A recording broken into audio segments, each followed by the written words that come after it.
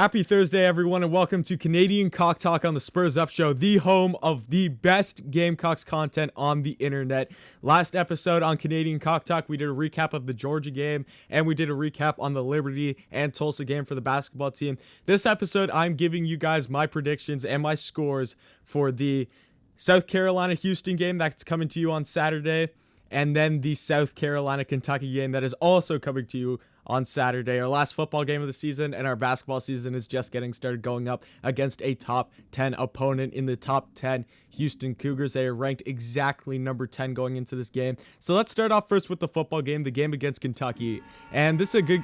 Wait a second. Do any of you guys hear something? Why is it getting... Do you hear that? Oh my gosh. Guess what it is? The Shane train has arrived on this video, and it looks like he's pulling something along. Boom, right there. All aboard the Shane train. Get your shirts right now at tsus.store right now, because destination Atlanta, Georgia, that's where we're going in the next coming years when Shane Beamer comes in and be the head ball coach for the Carolina Gamecocks. And if you don't buy the shirt, that just means your destination is Birmingham, Alabama. You just want to go to the Birmingham Bowl. This shirt is for people who want the Gamecocks to do well and want to be an elite team. Get your Shane Train shirts right now, tsus.store right now. Pick those up. So going on to the Kentucky game. Injuries are killing the Gamecocks right now. Like, injuries are so bad for the Gamecocks right now. It's terrible. Like, Ernest Jones just went out in the last game. We already had Inakbari out. We had all the opt-outs and J.C. Horn, Makwamu, Roderick. Offense, it actually looks like Shai's going to come back for this game. A lot of talk from Mike Bobo that he has been practicing in a non-contact jersey in practice right now, and he's expected to play on Saturday, so good news there. That will really help Luke Doty. I'm expecting that he's going to be the starter going into this game. But still, who do we got hurt as well?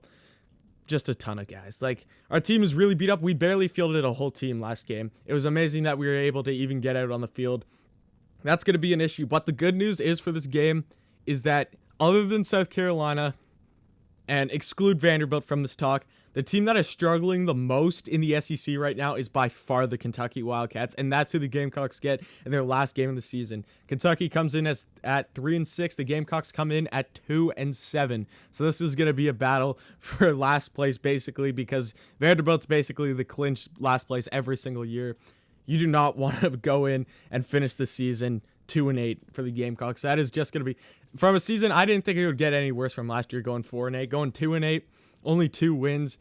None of my football teams, I haven't witnessed one of my football teams, which is the Carolina Gamecocks and the Chicago Bears, win since October the 18th, and that was when the Chicago Bears beat the Carolina Panthers. For all you Panthers fans out there, I'm sorry. I am a pretty big Panthers fan too, but I'm just a bigger Bears fan. And then the Gamecocks the day before that beat Auburn, so it's been a while since I've got to feel some kind of joy from watching one of my football teams win. So it's been a really rough season for me on both sides. But who knows? Last game of the season, Gamecocks are coming in with a freshman quarterback in Luke Doty, who is showing promising signs the last couple of games, throwing the ball a lot better last game. Kentucky, on the other hand, I watched their game against Florida on Saturday because I do for my channel. I do picks every week for the SEC. I watched the whole Florida-Kentucky game, and that team, even though they did come out firing in the first quarter, Kentucky was up for a bit in the first quarter. That defense is not good, and that offense is even worse. Like, Terry Wilson had a terrible game against a Florida defense, who we all know, that's not their strength at all. Florida's defense has been very weak this year. They got run all over. Florida was getting picks left, right, and center against Kentucky. It was a very poorly played game offensively for Terry Wilson and the Kentucky Wildcats. ESPN does give Kentucky a 68% chance to win this game. The line right now I have on ESPN is 11.5, and the over-under being 48. Obviously, Kentucky's favored in this game. A lot of people think that South Carolina's just washed, that they're just a bad team this year. And we have been playing like a bad team. I mean, we go and fire Will Muschamp. There's just things going on in our locker room. Obviously, the culture isn't what we wanted it to be because it wasn't a winning culture. There's been problems all season long. Although, I do want to come into this game with a sense of optimism because last game of the season, let's just go out there and have fun. We're just going to have guys who are going to put their heart and soul out on the line. It's going to be some guys last game sitting up in the Garden in Black. Shai Smith, Nick Muse. That is if we don't make a bowl game, which I don't think we are. I've had some places predict that we are going to make a bowl game, but honestly, are they going to put a 2-8 team in a bowl game? Honestly, when like all the bowls are very scarce this year, it's rough to say, but Or we could be 3-7. So who knows? We could get a bowl game. We're going to have a lot of guys playing with that edge last game of the Garden of Black. A lot of freshmen and a lot of sophomores who don't usually get the chance to see the field, get on the field, and try to make some highlights for themselves. Try to go out there and prove that they deserve a spot on the field next year. I feel optimistic going into this game. It could be just because I'm waiting for a Gamecocks win, and this is the worst team that we've played in a while since like Vandy, because Missouri's actually a pretty good team this year. I know we only lost to them by 7, but I do give credit to Missouri. They are a lot better of a team than I thought they were, especially defensively. That team has some good players in Nick Bolton on that side of the ball. I'm going to take South Carolina here. I just feel no matter what the experts are saying, no matter what the spread says, no matter what all those things are saying, let's just have faith in our team for this last game. Let's just go out there and have fun. Let's go into Saturday thinking that we're going to win, and let's just go have fun, guys. Like, honestly, score prediction, I'd probably say over 48 in this one. I feel like both of these defenses are very beat up because Kentucky's was playing awful the other day. Let's go 35 to 31 for Carolina. Let's go with that. A high-scoring ball game coming to you from Lexington, Kentucky. But I do have these South Carolina Gamecocks Spurs up, taking the win here in Lexington. Going on to this basketball game because Houston, top 10 team. This game, if we're able to win this game, here's how I go about college basketball, because we all know how the net has become really way more important in the coming years and everything, on how that's weighted going into March Madness and everything. Quad 3 and 4 wins, this is how I look at it. Quad 3 and 4 wins are wins that don't help you, but those are losses that hinder you. In my opinion, Quad 1 wins, especially for a team like the Gamecocks, who aren't the Kentuckys, aren't the Kansases, aren't the Michigan States and everything. The losses in the Quad 1 aren't going to hurt you that much going into the net and everything, going into your March Madness resume.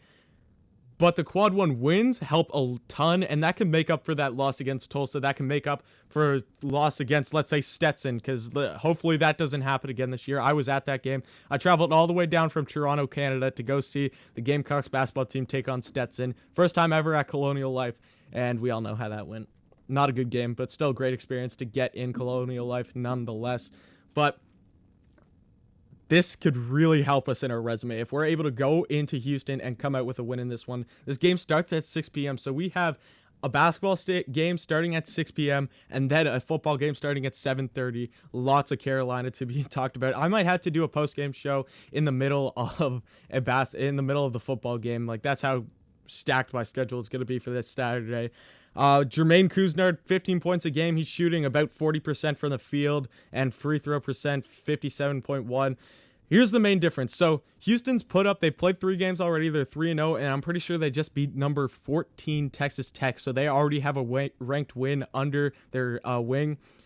Houston has scored 73.7 points already this season. That's what they average per game. South Carolina is 65.5.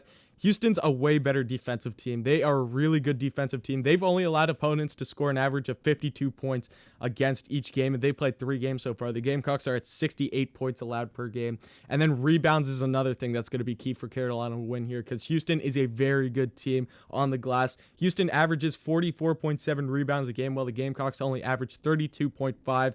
Assists, blocks, and steals are all around the same.